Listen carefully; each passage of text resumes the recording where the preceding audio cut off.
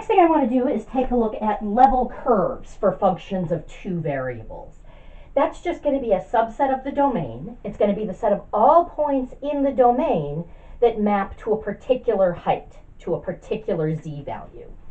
So if we're given z equals f of xy, and a z value, a specific z value, which we're just going to call k, the level curve for k is just the set of all points xy such that f of xy is k. Okay. Obviously, since I can plug them into the function, they're going to belong to the domain. They're just going to give me out a particular z value. What I'd like to do is take a look at f of xy equals x squared plus y squared. And let's take a look at the level curve where k is equal to 1. Okay. So that would simply mean that x squared plus y squared is equal to 1. Now notice, there are no, that's a z value, but there are no z's in here. I'm just drawing this in the xy plane. So I'm saying basically all of these points would get lifted to a height of 1. I'm going to indicate that by just labeling it with a 1, because I'm going to add to this picture in a moment. So the level curve is just in the xy plane. But I chose this function because I happen to know what it looks like in 3 space, so I can relate that to the graph of the function.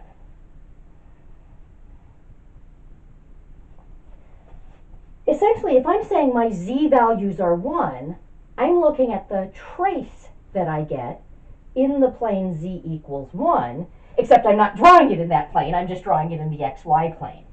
So if I were to intersect this with the plane z equals 1, I can see I'm getting that circle right there. Now that's not the level curve, because the level curve isn't in 3 space. The level curve is in 2 space.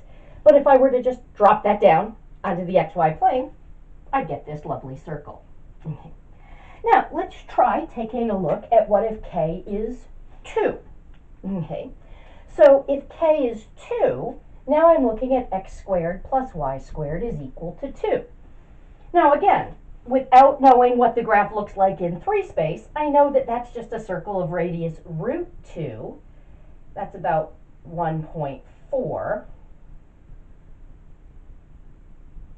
So we get something like so. Okay. But I can relate that to my graph in 3 space. That would be the intersection of my surface with z equals 2. And with the level curve, I'm just projecting that down onto the xy plane. Okay. If I were to look at where k is equal to 3, that would mean x squared plus y squared equals 3.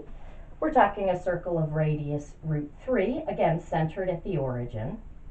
Notice as I'm moving out here, my circles are getting a little bit closer together. Root 3 is closer to root 2 than root 2 is to 1. Okay. And that basically just says that this paraboloid is getting wider as we go up, but it gets wider more quickly the lower down we are. Okay. So I can see the connection between these. I'm going to just draw in one more for what if k is equal to 0. That would be x squared plus y squared equals 0. That's just this single point right here. So in that case, my level curve, I would still call it that, but it's actually just a single point. Okay. Now here I can see very nicely the connection between the 3-dimensional graph and this, which we would call a contour plot. A contour plot is just when you draw a bunch of level curves all on the same graph. Okay. I can use those to try to figure out what the graph in 3 space would look like. Here I started with something where I knew what the graph looked like in 3 space. And so I could almost go from the graph to the contour plot. But very often we use the contour plot as a tool to go the other way. We start with something where we don't necessarily know what the graph looks like, but we're able to more easily than we can draw the 3-dimensional surface, we're able to draw the level curves, because that's just a projected 2 space. And if we're able to do that, we can then sort of extrapolate from that, because I can imagine now, keep that there, lift that up 1, lift that up 1. I can sort of picture that shape by looking at this.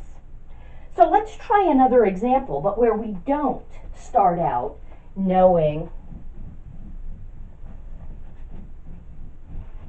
what the graph of the function looks like. So let's look at f of xy equals the square root of xy. And I'm going to draw the level curves. So we'll draw a contour plot. And I want to include the level curves. Level curves. F of xy equals k, for k equals 0, 1, 2, and 3. Okay, so if I start with k equals 0, so we're looking at the square root of xy equals 0. To solve that, I'm going to square both sides, so x times y is equal to 0. Now, I do need to be careful when I'm squaring both sides. I know that x times y had to be non-negative. Well, it is, so we're okay. I didn't lose that information in squaring both sides. And of course, if x times y is 0, that means x is 0 or y is 0. So it turns out my two axes are actually level curves. Between the two of them, they're the level curve for 0. The level curve, you'll notice, isn't just a single curve in this case, it's 2 lines. Totally fine. Sometimes the level curve is just a point, sometimes it's a single curve, sometimes it's a pair of curves, like here we've got 2 lines. Okay, let's look at k equals 1. So that would mean the square root of xy equals 1. Again, I'm going to square both sides, so I get x times y equals 1. Again, I'm going to double check. I did not lose any information. X times y had to be non-negative, and it is. Okay. All right. Well, if x times y is equal to 1, that's going to imply that y is equal to 1 over x. Now, in general, I do not like to take equations and divide both sides by a variable, because I might be committing a mathematical atrocity and dividing by 0. In this case, however, I know that x is not 0. X isn't 0 because if it were, when I multiplied by y, I would get 0 and not 1. So I'm just going to make a note here, okay, because x is not equal to 0. Okay, so be very careful. By the end of this chapter, we're going to be in a situation where we're going to be tempted to divide by variables a lot, and we're not always going to know that they aren't 0. And we'll be able to deal with that, but we're going to basically have to break it into cases. This is what I would do if the variable was 0. This is what I would do if it wasn't.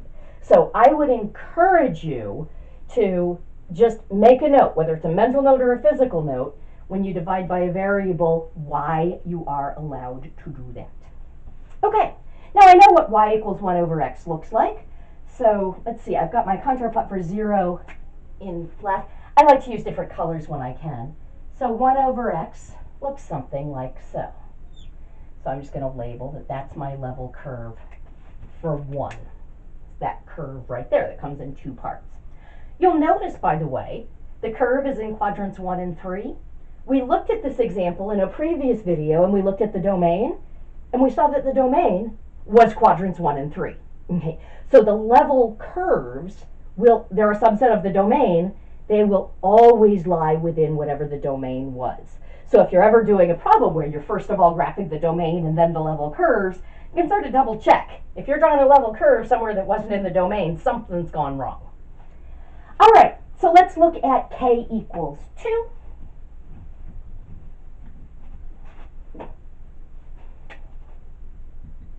So that would mean the square root of x times y is equal to 2. I'm going to square both sides. I get xy equals 4. I did not lose the fact that this had to be non-negative, because now I can see it's positive 4. And again, I can just say that's y equals 4 over x. I know that x is not 0. Okay. And that's just 4 times 1 over x. So that's going to just be a multiple of this curve. We're basically just making our y values 4 times as big. Now I'm not going to worry about drawing this perfectly to scale, but I can say if this curve went through a point 1, 1, now this curve is going to go through a point 1, 4. Same basic shape, but my y values are 4 times bigger. Okay, so that's my level curve for 2.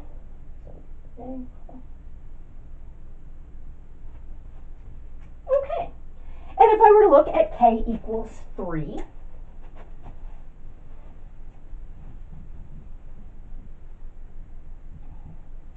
we're getting the square root of x times y equals 3. We'll square both sides to get xy equals 9. We did not lose any information. We knew xy had to be non-negative, and it is. It's positive 9. Okay.